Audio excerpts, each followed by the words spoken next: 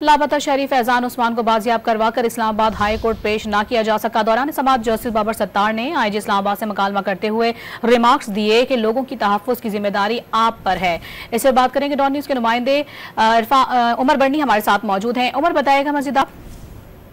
जी बिल्कुल, Islamabad high court के justice Babar Sattar ने इस्लामाबाद से लापता नौजवान फैजान उस्मान की बाजियाबी के लिए दायर दरख्वास्त पर समाअत की। दौरान समाअत आईजी इस्लामाबाद अली नासिर रिजवी अदालती हुक्म पर अदालत में पेश हुए।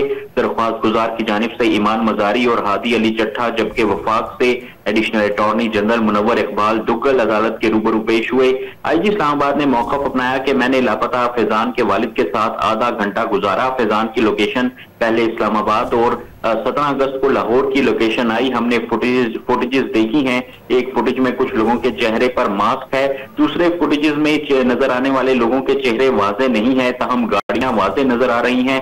हमने वजारत दाखिला और वजारत दिफा को गाड़ियों से मुतल्लिक मालूमात के लिए लिखा है। सेफ सिटी का रिकॉर्ड 1 माह का होता है, तहम इस वाक़े को 2 माह गुजर चुके हैं।